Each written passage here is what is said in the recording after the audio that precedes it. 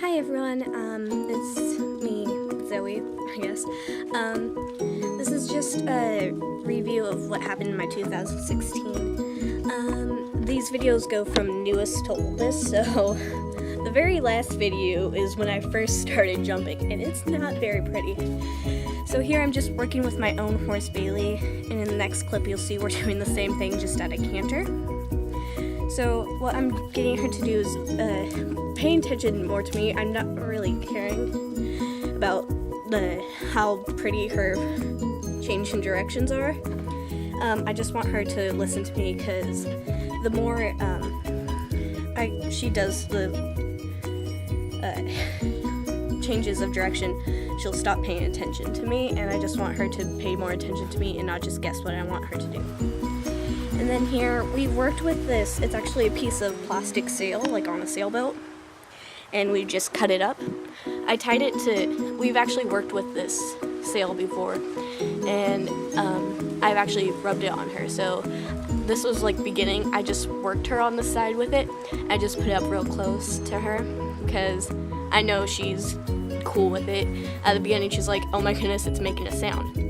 And when she like drops down to trot that I really like, and she just looks really nice and relaxed, I'll stop and reward her. And I just want her to be nice and calm with anything that she's scared of. And then here, in the beginning, this part's not really like exciting or anything, but right now we have the flank rope on. We're not doing anything with it. There's a tarp over in the corner or in the background. And I just want her to pay more attention to me and stay relaxed, but she knows the flank rope's on. She's like, ooh, I'm gonna do something really fun today. And I get a buck and do all that cool stuff, but I'm not gonna let her. And so what the flank rope's actually supposed to do, this is where people actually will question me. The flank rope is supposed to add pressure to her flanks. If I were to ask her to do it, turn on the forehand and turn her hips in, that'd be the same thing. So what I'm really asking her to do while on the lunge line is just yield her hips in. It's like the hips in, shoulders in movement. And so here I added pressure to the flank rope, the slightest bit of pressure, and she didn't give me the answer I wanted, which was to move her hips in and then stop. So I keep the pressure on the best I can, and then once she stops, I'll release the pressure and tell her she's a good girl. And so that's basically all I'm doing here, is just asking her to move her hips inward. And so it's a sensitive area, especially for mares. It's around, she actually was a brood mare before, so she's extremely sensitive, and most people question people like this, but we've tried everything. We've vet after vet, chiropractor, and body worker for her.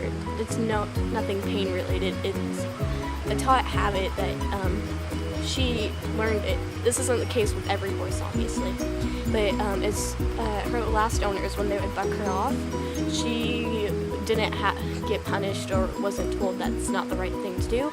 She was told it was the correct thing to do by getting put back in her stall, and she was done for the day.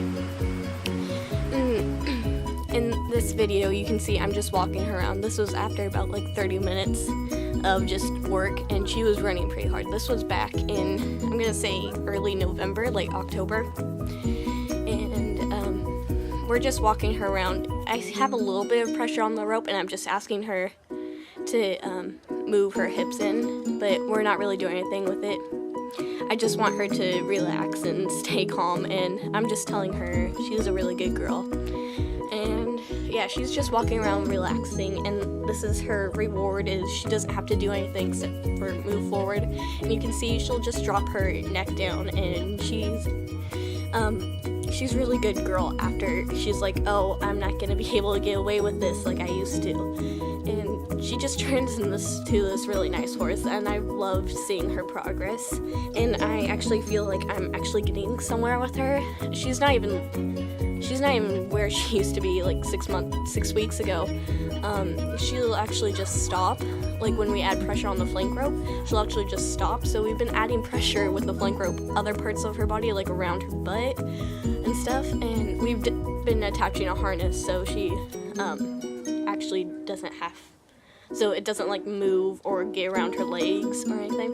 But after this, you can see Kirsten right there from Switching Reins. I just had to point out that I'm bored with a cool person. But you can see we've been attaching the harness, we've been attaching the harness so it doesn't move anywhere.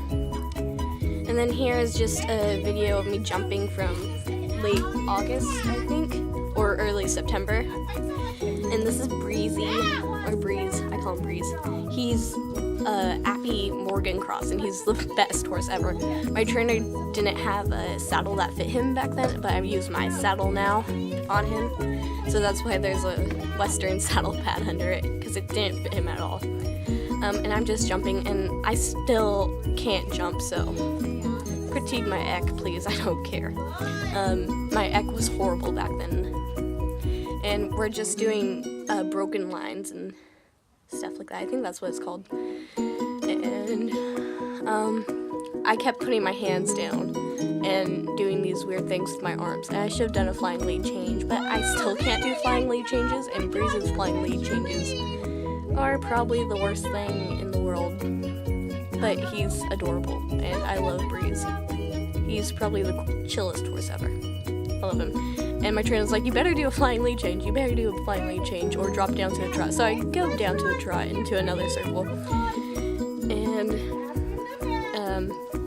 I just pick up canter again, I think. I don't know. I wasn't allowed to canter for a long time, especially on Breeze, because it never looked like I was controlling the canter. I just let him run. And that's what it was like for a long time. And sometimes he gets out of control. He was a horse that was never taught to stop, so if you see anything like harsh movements with my hands, his mouth is like completely dead if you don't get him stretching through his back, because then his jaw gets tight. But he was never taught to like stop correctly or listen to half halts correctly from his old trainer.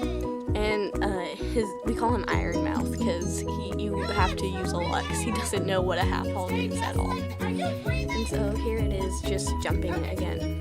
This is I don't know if I said this, but my trainer is leasing him, I think. I'm pretty sure my trainer is leasing him. And then here's me with Bailey again from early September. I'm not using like draw reins to like get her into a headset or anything. I'm just using draw reins to get her back, like to get more muscle in her back. She had like no back muscle whatsoever. And along with that, we were teaching her to drop her head and stuff, so she actually lifts her back. This is me on my trainer's horse Quinn, and it's pretty much just a fail. This was when I was first starting to jump. And you can see I just fall flat on his neck. So thanks for watching, guys.